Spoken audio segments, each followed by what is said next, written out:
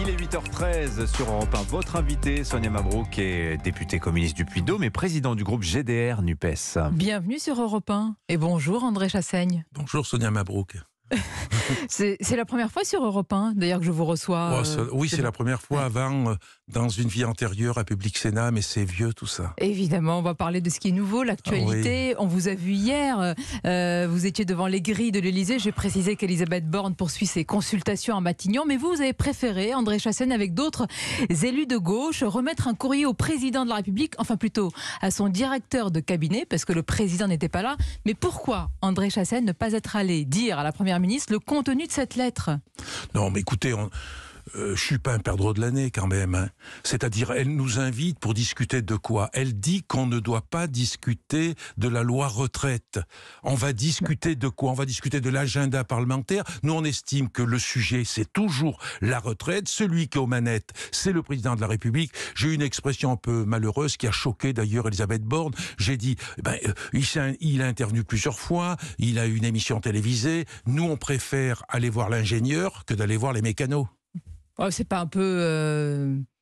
Pourquoi vous ne respectez pas la fonction de Premier ministre? Je respecte la fonction de Premier ministre, mais je constate une chose, c'est que durant tout ce débat, le gouvernement a méprisé l'Assemblée nationale. Mais aujourd'hui, alors qu'elle ouvre ses portes, vous n'y allez pas. C'est quand même étrange, André Chassaigne. Est-ce que c'est pas la politique de la chaise vide? On aura l'occasion de la rencontrer. Fabien Roussel a eu d'ailleurs un entretien avec elle il y a 3 jours, mais sur la question des retraites, on est extrêmement en colère. Cette colère, elle n'est pas près de tomber et on demande qu'il y ait retrait de ce projet de loi, point final. Mais qu'a apporté hier votre coup de communication? Est-ce qu'il faut l'appeler ainsi devant les grilles de l'Élysée? Mais c'est pas un coup de communication. Il y a eu simplement une petite image et après... Oui, c'est pas un coup de communication. Nous, on a dit on va s'adresser au président de la République. Et qu'est-ce qu'on a dit? On n'a pas rencontré le président de la République. Il était en Conseil des ministres d'ailleurs, mardi matin exceptionnellement, parce qu'il partait en Chine ensuite.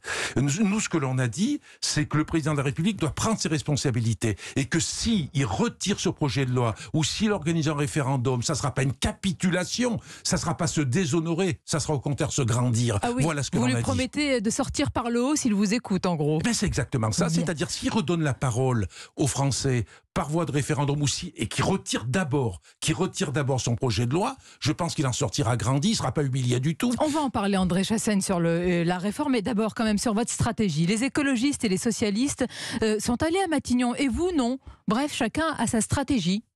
Pour être clair, on s'était quasiment mis d'accord sur le fait de ne pas y aller, mais enfin, eux, ils ont fait ce choix-là. Ce que dit souvent mon collègue Sébastien Jumel, il dit on peut se rassembler sans pour autant se ressembler. Chacun mène sa barque. Alors, là, vous ne vous ressemblez plus du tout, parce que cerise sur le gâteau, les Insoumis qui devaient aller à l'Élysée avec vous hier annulent et affirment que la marche est annulée, mais vous, communistes, vous y allez. Il faut suivre quand même. Oui, il faut suivre. Moi, j'ai du mal à suivre d'ailleurs, parce que c'est pour ça que je précède, c'est l'avant-garde, parce qu'en fait, ils m'ont pas donné d'explication. Les socialistes ont dit qu'ils avaient des problèmes internes à régler durant la réunion de groupe, les écolos qu'ils avaient leur niche qui arrivait jeudi, mais j'ai pas eu de justification de la France insoumise du fait qu'au dernier moment, ils ne nous accompagnent pas à l'Élysée. J'ose pas penser que ça vienne du fait qu'on était à l'initiative. Ça serait pas dans leur culture. Non, vous n'osez pas y penser, on va en parler tout à l'heure. On va rester sur le fond du sujet. Vous savez que le président André Chassaigne ne va pas enterrer sa réforme. Désormais, tous les regards sont tournés vers le Conseil constitutionnel pour son avis sur le texte, mais aussi pour le RIP, le référendum d'initiative partagée qu'il doit valider. C'est votre dernier joker. Je pense que sur le recours au Conseil constitutionnel, il y a des articles qui vont sauter. Malheureusement, les articles qui sauteront, c'est peut-être ceux qui étaient considérés comme l'index senior. Voilà, l'index senior, la pénibilité du travail. C'est d'ailleurs pour cette raison, peut-être, que la Première ministre va discuter, si elle y arrive, avec l'intersyndicale sur le RIP. Sur le RIP, tous les constitutionnalistes qu'on a pu consulter sont extrêmement optimistes quant à l'argumentation que l'on a développée. Alors, il semblerait qu'il y a peut-être le seul risque qui pourrait surgir du Conseil constitutionnel, c'est qu'ils nous disent, alors c'est un peu technique, mais c'est qu'ils nous disent votre proposition de loi ne réforme pas. Or, ne réforme pas, c'est-à-dire n'apporte pas un bouleversement. Oui, mais sur le chemin, André Chassaigne, il faut ce que je voulais dire, 10% des inscrits, 1/10 des électeurs, le tout en 9 mois. En réalité, avec ce référendum, vous allez juste entretenir la contestation. Alors là, c'est faux. Les braises sociales. D'abord, ce que je voulais dire, ils n'auront pas d'argument.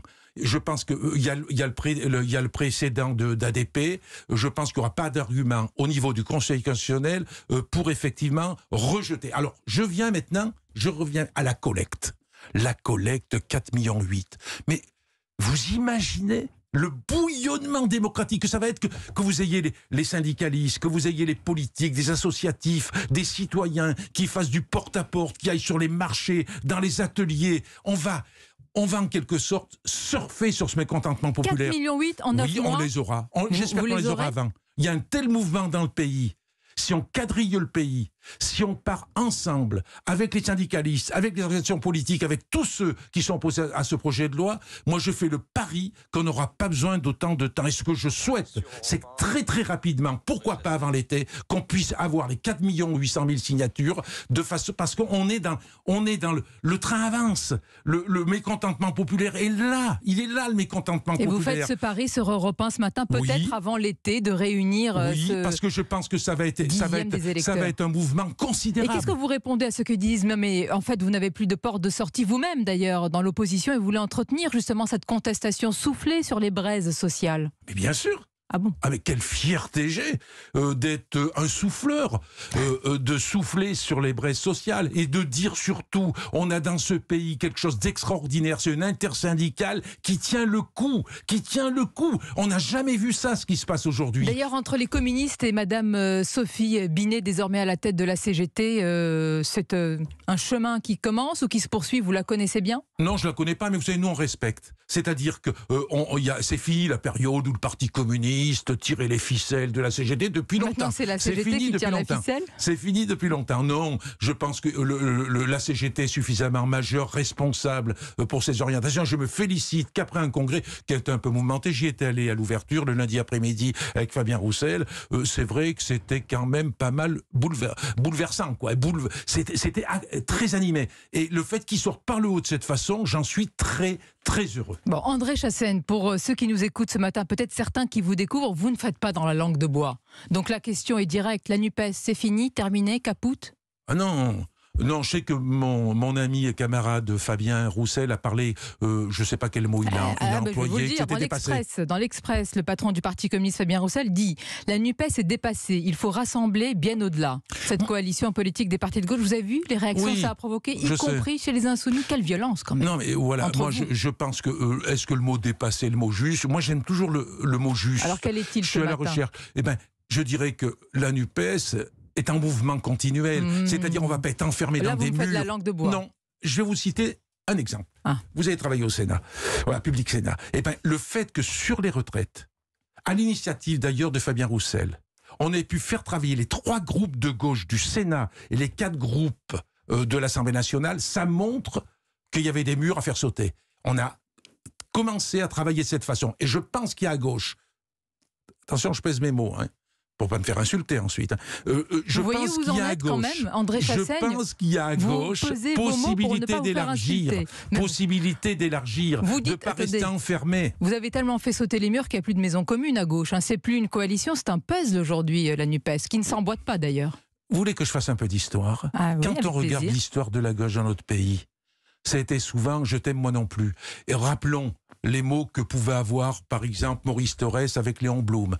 Rappelons-nous des moments où Mitterrand et Marchais avaient l'un avec sa finesse du langage, l'autre avec des mots qui étaient peut-être plus forts. Il y avait des oppositions. Je pense que dans notre histoire, chaque fois, je dis bien chaque fois qu'il y a des avancées sociales, c'est quand il y a un regroupement des forces de gauche. C'est compliqué quand même d'entendre que tout va bien. Je ne dis pas que tout va bien. Je dis que c'est à construire. Vous êtes plus proche d'un Jean-Luc... Mais avec qui? Vous êtes plus proche d'un Jean-Luc Mélenchon ou d'un Bernard Cazeneuve?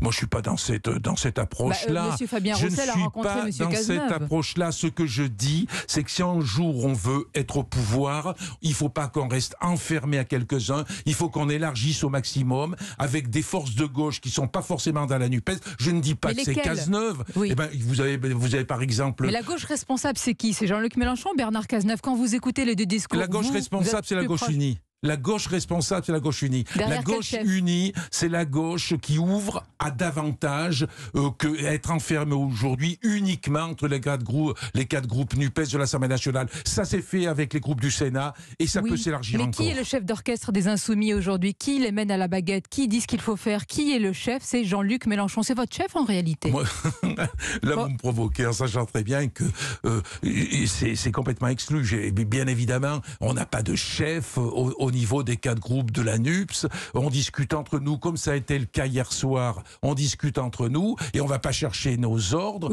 vers Jean-Luc Mélenchon. Quelques mots qui font partie de la conversation quand il s'agit de M. Fabien Roussel, quand les Insoumis parlent de Fabien Roussel. Les mots sont fleuris, reconnaissez-le. Ah oui, c'est ça. Mais j'avoue que même s'ils tiennent des mots fleuris à mon encontre, j'en éprouve une forme de plaisir quelquefois, parce que c'est vrai que les réseaux sociaux aujourd'hui, il y a tous les déchaînements possibles par quelques moteurs qui démultiplient les tweets et tout ça. Et quand on regarde ça, c'est un côté pathétique. Mais il y a des mots que vous ne laissez pas passer, parce que quand même, vous n'êtes pas insoumis compatible. Attention, depuis un certain temps, André Chassaigne, on se souvient de votre colère après les insultes à l'encontre du ministre Olivier Dussopt, qualifié dans l'hémicycle d'assassin. Vous aviez alors dénoncé les propos inacceptables d'un député LFI. Ouais. Là, vous ne laissez pas passer. Je persiste et je signe. J'ai une conception du travail parlementaire et j'ai une conception de la pratique politique qui fait qu'on doit sortir des insultes et on regarde l'intérêt général, on regarde l'utilité qu'on peut avoir, et si on passe son temps à s'insulter sans essayer de faire évoluer les choses en bloquant toutes les avancées qu'on pourra avoir, eh ben c'est pas une bonne chose. Je vous donne un exemple précis. Dans l'Ariège, la candidate France Insoumise a été battue par une candidate socialiste, Martine Froger, clairement anti-NUPES, elle, une socialiste dont le combat est d'être contre cette alliance. Est-ce que vous êtes sur cette ligne-là ? Écoutez, on a soutenu sans ambiguïté Bénédicte Taurine, qui, en dehors d'être députée de la France Insoumise, est une fille qui travaillait énormément. Ah, c'est pas énormément. Qui a gagné oui, bien sûr, mais ce que je veux dire, c'était elle avait une activité parlementaire, notamment dans le domaine agricole, qui était extrêmement forte. On avait une bonne relation avec... Les urnes ont tranché. Alors, ce qui est intéressant, c'est que Mathilde Panot dit « Je ne suis pas d'accord pour qu'une députée qui a fait battre un membre de l'intergroupe d'un NUPES siège dans le groupe socialiste ». Mais qui décide? Alors si elle me disait ça à moi, elle vous le dit à vous, je lui dirais qu'elle s'occupe de ses affaires. Et je pense que c'est au groupe socialiste, tranquillement, de prendre la décision qu'ils auront à prendre. C'est à eux, avec Boris Vallaud et ses députés, ils l'ont dit d'ailleurs hier au soir, qu'il fallait laisser le temps de mettre les choses en place. Quel en sera le résultat? Je ne sais pas. Effectivement, je constate aujourd'hui que notamment dans le groupe Lyotte, il y a plusieurs socialistes qui n'ont pas voulu rentrer dans le groupe PS-NUPES, qui aujourd'hui d'ailleurs ont fait évoluer le groupe Lyotte dans sa diversité, et ont fait que le groupe Lyotte, plusieurs fois, a rejoint les quatre groupes de la NUPES, ces quatre groupes de gauche et écologiques de l'Assemblée nationale. Et je ne sais pas où elle ira, mais en tout cas, c'est les socialistes de décider. Bon.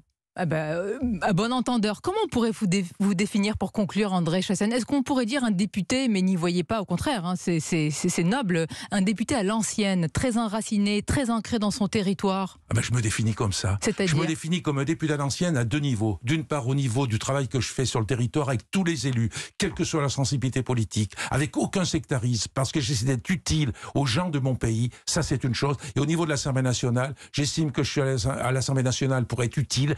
J'essaie d'être utile, c'est quelquefois compliqué, mais la conception que j'ai à la présidence de mon groupe parlementaire, c'est qu'on puisse intervenir sur le fond des textes, qu'on puisse les faire bouger, qu'on les vote ou qu'on les vote pas à la fin, et qu'on ne soit pas obsédé par le seul contexte politique, qu'on regarde les travaux que l'on conduit dans l'hémicycle. Et il paraît qu'il ne faut pas vous chercher dans l'hémicycle. Faut pas me chercher parce que je suis quelqu'un, ça se voit d'ailleurs, de très calme, très réservé, mais quelquefois je peux être sanguin. Merci André Chassaigne d'avoir été notre invité ce matin. Merci. Bonne journée.